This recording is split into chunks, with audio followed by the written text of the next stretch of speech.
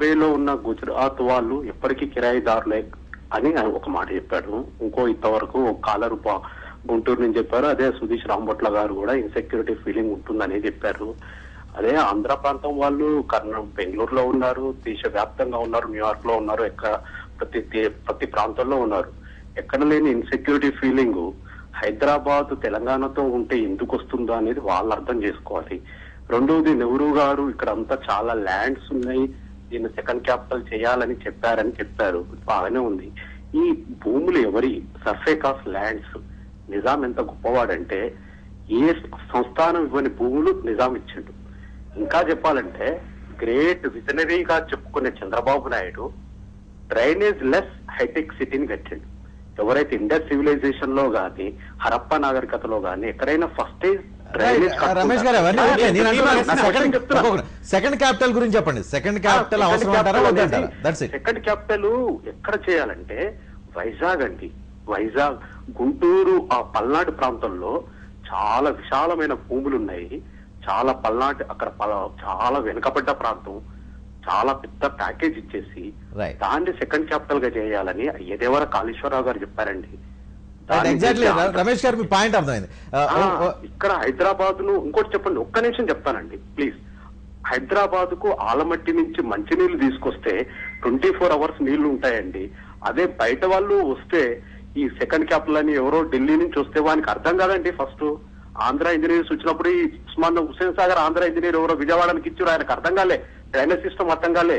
అట్లా second capital జరగడం వల్ల ఎక్కడో ఢిల్లీ వాడు వచ్చేసేసి ఇక్కడ పాలించి ఇప్పుడు కంటోన్మెంట్ కు ఎవరో ఉన్నారు, ఆయన వాటర్ ప్రాబ్లం అర్థం చేసుకోవట్లేరు లోకల్ పబ్లిక్ ది. క్యాపిటల్ అనేది బేసిస్ కాదండి. రైట్ రమేష్ గారు. సుధీష్ గారు ఆయన ఒక ఇంపార్టెంట్ పాయింట్ రేజ్ చేశారు, ఇంకా ఎక్స్ప్లెయిన్ చేసి చెప్తాను. హైదరాబాద్ ఆల్రెడీ అన్డెవలప్డ్ ఒక పెద్ద సిటీగా ఉన్నాయి. దీనికంటే గుంటూరు దగ్గర, విజయవాడ దగ్గర, ఇంకా అవసరమైతే కర్నూలు దగ్గర ఒక పెద్ద ప్రభుత్వ స్థలాలు ఎక్కడైతే ఉన్నాయో అక్కడ ఒక పెద్ద క్యాపిటల్ పెట్టేసి అది దేశానికి రెండో రాజధాని చేయాలి కదా, చేస్తే సరిపోతుంది కదా. ఆంధ్రప్రదేశ్లో ఎక్కడో దగ్గర ఉంటే సరిపోతుంది. అది ఆల్రెడీ అన్డెవలప్డ్ గా ఉన్న ఒక పెద్ద సిటీలో ఎక్కడ పెట్టే బదులు అక్కడ పెడితే అక్కడ పూర్తిగా ప్రాంతం డెవలప్ అవుతుంది, కొత్త సిటీని బాగా తయారు చేసుకోవచ్చు, ఇంకా అభివృద్ధి బాగా ఉంటుంది. అది పాసిబిలిటీ ఉండదండి. ఇప్పుడు ఆయన చెప్పినట్టుగాను రేపు పొద్దున ఆంధ్ర రాష్ట్రానికి రెండో క్యాపిటల్ కింద డెవలప్ చేసుకుని రాష్ట్ర విభజనలో అంటే ఆంధ్రాకి అది క్యాపిటల్ గా చేసుకోవచ్చు. కానీ దేశానికి రెండో క్యాపిటల్ హైదరాబాద్కి ఇన్ఫ్రాస్ట్రక్చర్ ఉంది. ఇప్పుడు అప్పట్లో అంబేద్కర్ గారు చాలా క్లియర్గా he has mention all these points and తర్వాత అంబేద్కర్ గారు ఏదో కిరాయిదారులు అన్నారని చెప్పేసి అంబేద్కర్ గారు ఇప్పుడు ఎవరిని కిరాయిదారులు అనలేదు. యాక్చువల్గా గుజరాత్ విషయంలో కనుక తీసుకుంటే అది విడిపోతున్న రాష్ట్రానికి క్యాపిటల్ వెళ్ళకూడదు, మీరు ఎంతమంది ఉన్నా ఎంత చేసినా కూడా విడిపోతున్న రాష్ట్రం సెపరేట్ క్యాపిటల్ డెవలప్ చేసుకుంటే బెటర్ అన్న ఒపీనియన్ తోటి అది అప్పుడు అట్లా అయింది. కానీ యాక్చువల్గా అంటే నెహ్రూ గారు ఏం చెప్పారంటే నిజామాబాద్ వచ్చినప్పుడు ఆయన ఏం చెప్పారో చదివి వినిపిస్తానండి. 1956 మార్చ్ 5వ తారీఖున ఆయన నిజామాబాద్ వచ్చినప్పుడు 2 లైన్లు ఏం చెప్పారనేది నేను మీకు చదివి వినిపిస్తాను. India does not belong only to you or to me but all of us. Bharat Bhaza does not belong only to the people of Hyderabad or Uttar Pradesh alone. All of us are parts of India and whole country belongs to all of you. You cannot tell me that Hyderabad and Nizamabad belong to you and Allahabad and Delhi to me. I too have a right in Hyderabad just as you have a claim to the Himalayas and Delhi and other places. So మనం అర్థం చేసుకోవాల్సింది ఏంటంటే ఇవాళ మనం ఒక ప్రజాస్వామ్య దేశంలో ఉన్నాం. మన అందరికీ కూడా అంటే ఇప్పుడు ఆయన కావాలంటే ఢిల్లీలో వెళ్ళి ఉండొచ్చు, ఢిల్లీలో వ్యాపారం చేసుకోవచ్చు, ఢిల్లీలో ఎంపీగా పోటీ చేసి ఢిల్లీలో ప్రధానమంత్రి కూడా అవ్వచ్చండి. సో ఆ అవకాశం రాజ్యాంగం కల్పించింది. సో మనం కుచిత భావంతో ఆలోచించకుండా బ్రాడ్ డెవలప్మెంట్ బేస్లో ఆలోచిస్తే అంబేద్కర్ గారు చాలా స్పష్టంగా ఏం చెప్పారంటే Hyderabad India and the necessity of a second capital, a way to remove tension between north and south. ఈయన స్పెసిఫిక్గా ఈ హెడ్డింగ్ పెట్టి thoughts on linguistic states part 5 chapter 11 ఇందులో స్పష్టంగా ఏం చెప్పారంటే Hyderabad centrally located number 1. Number 2, Hyderabad has this infrastructure for being the second capital the country. ఒక parliament building ఒకటి కట్టుకుంటే సరిపోతుంది. Number 3, defence point of view Hyderabad దూరంగా ఉంటుంది శత్రు దేశాలన్నిటికీ కూడా, సముద్ర తీరానికి దూరంగా ఉంటుంది. గుంటూరు పల్నాడు కూడా ఇంకా కొంచెం దూరంగా ఉండే అవకాశం ఉంది. గుంటూరు పల్నాడు అంటే ఇప్పుడు మీకు స్క్రాచ్ అనేది ఒక సెకండ్ క్యాపిటల్ డెవలప్ చేయడం అనేది అది అంత అయ్యే పని కాదని మనం కూడా రీజనబుల్ గా లాజికల్ గా ఆలోచిస్తే హైదరాబాద్ ఆల్రెడీ ఇన్ఫ్రాస్ట్రక్చర్ ఉంది కాబట్టి it can go to the next level. ఇప్పుడు డిగ్రీ నేను చదివాను కాబట్టి పీజీ చదవగలను, కానీ నేను ఫస్ట్ క్లాస్ కూడా చదవకుండా పీజీ చదివేస్తాను, మీరు ఎందుకు పీజీ చదవాలంటే కాదు, మీరు డిగ్రీ చదివారు కాబట్టి హైదరాబాద్ డిగ్రీ చేసింది కాబట్టి పోస్ట్ గ్రాడ్యుయేషన్ అర్హత ఉంది అని చెప్పేసి అంబేద్కర్ గారు చెప్పడం జరిగింది. నెక్స్ట్ ఆవాదం తీసుకోవాలి. రైట్, సైదులు నల్గొండ నుంచి. సైదులు గారు నమస్తే సార్. రవి గారు చెప్పండి. సైదులు గారు. సార్ సుధీష్ రాంబొట్ల గారు ఊరికే రాజ్యాంగంలో మనకు అంబేద్కర్ చెప్పారు సెకండ్ చాప్టర్ ఉండాలని చెప్పి చెప్తారు కదా సార్, వాళ్ళకు రాజ్యాంగం మీద గౌరవం ఉంది కదా. అదే మన నెహ్రూ గారు చెప్పారు, మరి తెలంగాణ మీరు ఇష్టమైనప్పుడు విడిపోవచ్చు అని చెప్పి చెప్పారు. ఆ మాట మీద ఎందుకంటే వీళ్ళు మాట్లాడరు? తెలంగాణ ఇష్యూ రాగానే ఎప్పుడు తెలంగాణ ఇష్యూ రాగానే కథ మీరు రెండో చాప్టర్ చేయాలి, కేంద్ర ప్రాంతం చేయాలని ఒక ఆయన నగరపాటు ఇక్కడ ఈయన వీళ్ళంతా ఎందుకు సార్? వీళ్ళంతా వీళ్ళు ఎందుకు మా తెలంగాణ ప్రాంతం వాళ్ళందరూ కూడా చెప్పడానికి కోసం ప్రయత్నం చేస్తారు. కానీ వీళ్ళు ఈ ఎత్తగొట్ట గారు ఎందుకు చేయాలి? వాళ్ళు ఫేవర్ చెప్పారు కదండి, క్లియర్ గా తెలంగాణ మీద చెప్పారు కదా. వాళ్ళు ఎందుకు మాట్లాడుతుంది కదా? ఎవరింకా ముందు మాట్లాడుతుంది అందరినీ?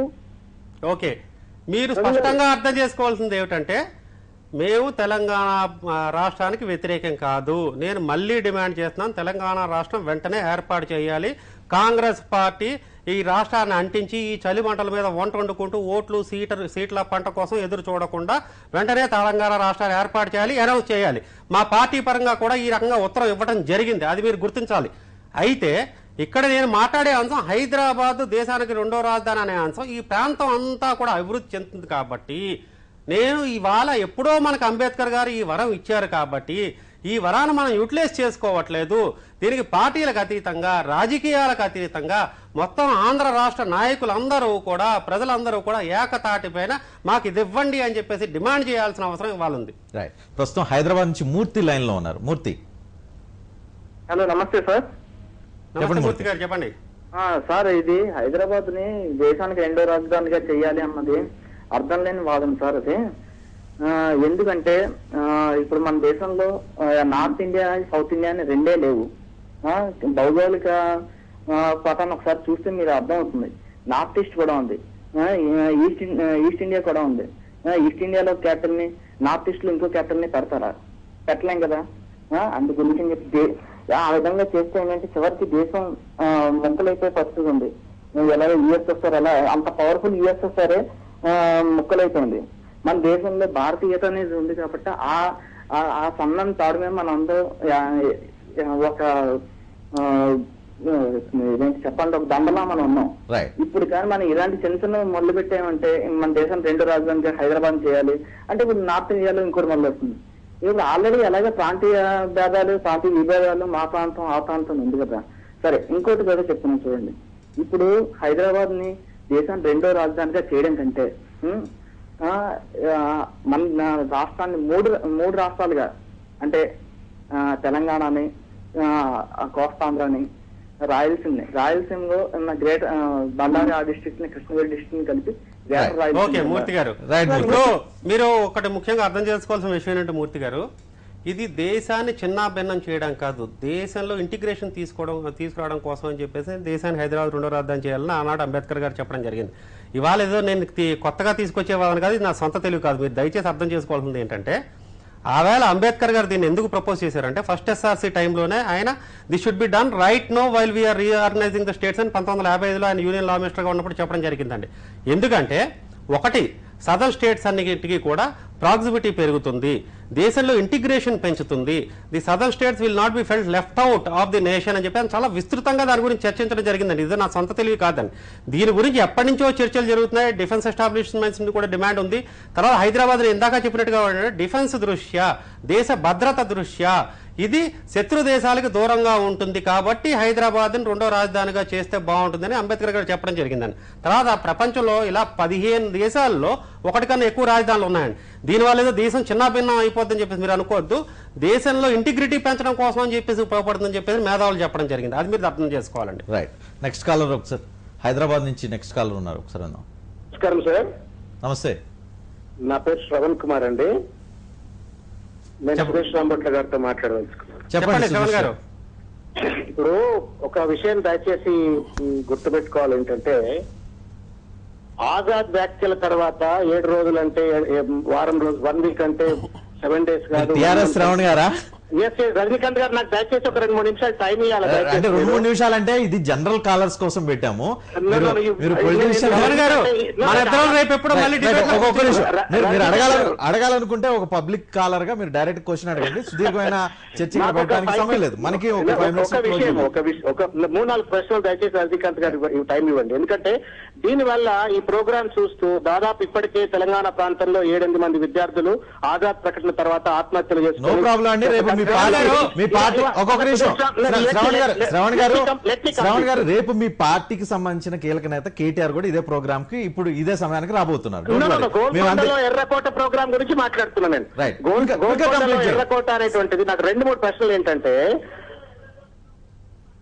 ఒకటి ఏంటంటే ఇవాళ తెలంగాణ ప్రాంతంలో అనేక రకాల కన్ఫ్యూజన్స్ తోటి రెస్ట్లెస్ గా ఎదురు చూస్తున్నట్టుగా ప్రజలను మరింత కన్ఫ్యూజన్ కు గురి చేసేటువంటి ప్రయత్నంగా ఇది కనబడుతున్నది. But what ever it is, I wanted to ask few questions కాదని 1 by 1 నేను ఆన్సర్ ఇవ్వనివ్వండి. మీరు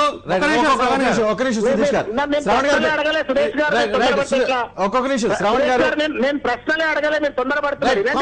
అనవసరంగా టైం వేస్ట్. మీరు ఆత్మహత్యల కారణం అవుతుంది అని అన్నారు కదా, దీనికి సమాధానం చెప్తా ఉండి. ఒక్క నిమిషం మీరు కంప్లీట్ చేయనియండి. మీరు స్టూడియోలో ఉన్నారు, let me complete. This is unfair.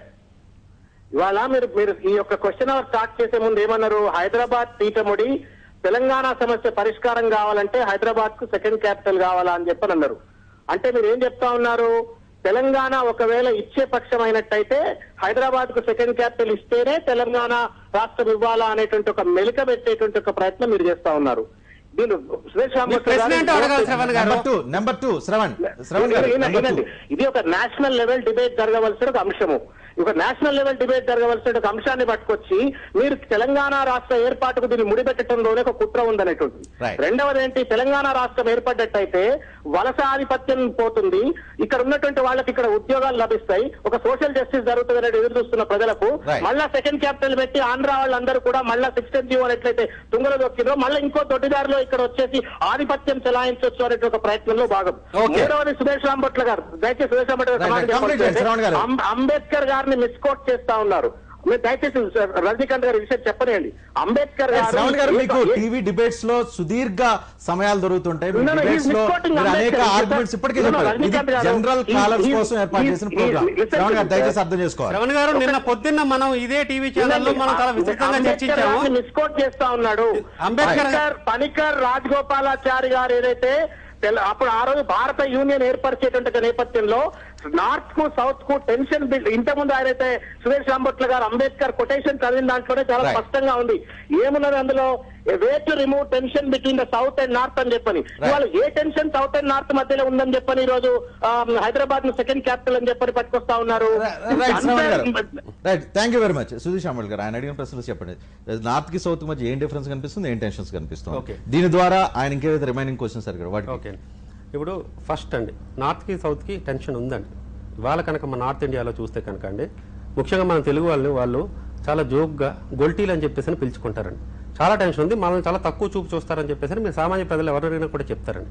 2, tension not in terms of ఏదో ఇలా కొట్టేసుకోవడం టెన్షనే కాదండి, డెవలప్మెంట్లో కానీ మనకి రాజధాని దూరంగా ఉంది. ఈ తర్వాత అంబేద్కర్ గారు అదొక్కటే కాదండి, అది only one of the reason అండి. ఆయన కావాలంటే ఇది చదువుకోమనండి, కావాలంటే కాపీ పంపిస్తానండి. ఆయన చాలా రీజన్స్ చెప్పడం జరిగింది. తర్వాత ఏమో ఏదో ఆత్మహత్యలు ప్రేరేపితం కుట్ర అంటున్నారు. అవన్నీ ప్రేరేపిస్తున్నది వాళ్ళు. ఎప్పుడో హరీష్ రావు గారు కిరసనాలు పోయేసుకుని అగ్గిపెట్టి దొరకలేదని చెప్పేసి రెచ్చగొట్టారు తెలంగాణ ప్రాంత ప్రజలందరినీ. ఆయనకి ఇవాళ వరకు అగ్గిపెట్టి దొరకలేదు, కానీ సామాన్య ప్రజలు మాత్రం చాలా మంది ఆత్మహత్యలు చేసుకుంటున్నారు. ఆత్మహత్యలకు ఉద్రేకపూర్వకమైన ప్రసంగాలు చేసి దీన్ని ఎవరో అడ్డుకుంటున్నారు, ఎవరో కుట్ర చేస్తున్నారు అని చెప్పేసి చెప్తూ ఇప్పుడు వీళ్ళే ఏం చెప్పారు, నిన్న కాక మొన్న వాళ్ళ కేసీఆర్ గారు ఏం చెప్పారు, కాంగ్రెస్ ఇవ్వట్లేదు, మనం 2014 ఎన్నికల్లోనే తేల్చుకోవాలి, మన సీట్లు సంపాదించుకుని చూపిద్దామని చెప్పి ఇవాళ మళ్ళీ ఈయన ఫోన్ ఇన్లోకి వచ్చి ఏం చెప్తున్నారు, అవి అనౌన్స్ చేస్తుంటే నేను అడ్డుపడుతున్నా అని చెప్తున్నారు. మీరు అక్కడ అనౌన్స్ చేస్తున్నారు, రేపు అనౌన్స్ చేయమని చెప్పండి, నేను అడ్డుపడుతున్నానా? నేను తర్వాత స్పష్టంగా ఏం చెప్తున్నాను, ఈ సమస్యకి ఆ సమస్యకి ముడి కాదు, ఇది దానికి కూడా ఓ పరిష్కారం. అంబేద్కర్ గారు సూచించిన 4-5 కారణాలకు పరిష్కారం కాకుండా మన ప్రాంతం అంతా అభివృద్ధి చెందడమే కాకుండా తెలంగాణ సమస్య కూడా ఇది మంచి పరిష్కారం మాత్రమే నేను చెప్తున్నాను. దయచేసి మీరు అర్థం చేసుకోవాలి. నెక్స్ట్